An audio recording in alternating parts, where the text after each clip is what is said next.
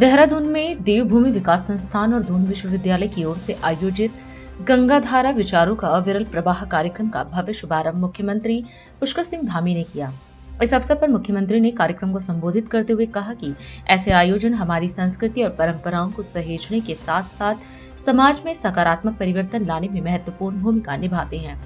मुख्यमंत्री ने इस पहल के लिए देवभूमि विकास संस्थान और दून विश्वविद्यालय को बधाई दी और उनके प्रयासों की सराहना की। इस प्रकार के आयोजन है, इस प्रकार के कार्यक्रम है, ये हम सभी को प्रेरणा देते हैं। हमारी संस्कृति और जो हमारी परंपराएं हैं उनको पोषित करते हैं और समाज में एक बहुत ही सकारात्मक परिवर्तन लाने के वाहक बनते हैं। और इसके अतिरिक्त भी अभी अन्य कार्यक्रम भी, जब आदरणीय त्रिवेदी जी भाई साहब मुझे मिले थे तो उस पर हमारी चर्चा इस कार्यक्रम के साथ साथ अन्य कार्यक्रमों पर भी हुई थी कि अन्य कार्यक्रम भी इस प्रकार के अभी आयोजित करेंगे जो समाज के लिए, हमारे नौजवानों के लिए, युवाओं के लिए कहीं न कहीं एक मार्ग प्रशस्त करेंगे, उनको एक प्रेरणा देने का काम करेंगे, आगे बढ़ने का अवसर प्रदान करेंगे। मैं गंगाधारा विचारों का अविरल प्रभाव जैसी ये विशिष्ट विचारों की श्रृंखला व्याख्यानमाला का आयोजन करने के लिए देवभूमि विकास संस्थान और दून विश्वविद्यालय को बहुत अपनी तरफ से बधाई देता हूँ, बहुत शुभकामनाएं देता हूँ। भाइयों बहनों, जिस प्रकार गंगा का प्रभाव अविरल है, उसी प्रकार हमारे विचारों का प्रभाव भी हमेशा गतिमान रहता है। क्योंकि ये विषय हमारे पूज्य स्वामी जी का है और वो यहाँ पर रखेंगे, उनके मुख से निकले हुए हर शब्द हमारे लिए प्रेरणा का काम करते हैं। लेकिन फिर भी मैं इतना कहना चाहूंगा कि विचारों का ये प्रभाव ही हमें जीवन के हर क्षेत्र में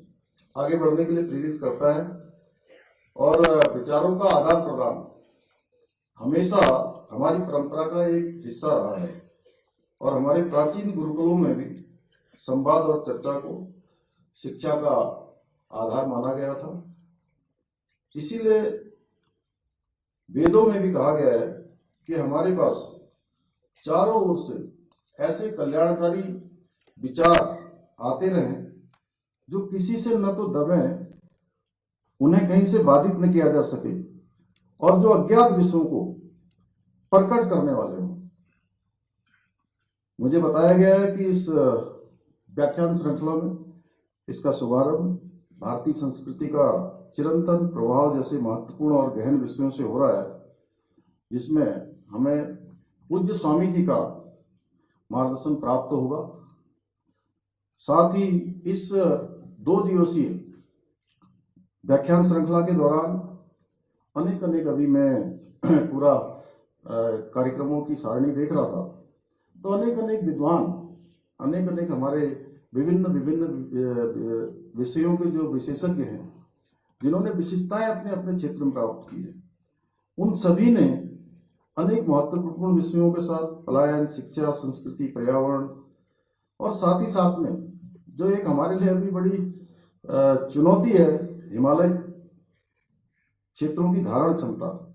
ऐसे महत्वपूर्ण विचारों पर विचार विमर्श किया जाएगा। और मैं सच बताऊं तो मैं भी समय पर हमेशा कोशिश करता हूं कि जो भी कार्यक्रम हो या जहां भी मुझे उपस्थित होना है, मैं समय पर पहुंचूं। तो निश्चित रूप से ये जो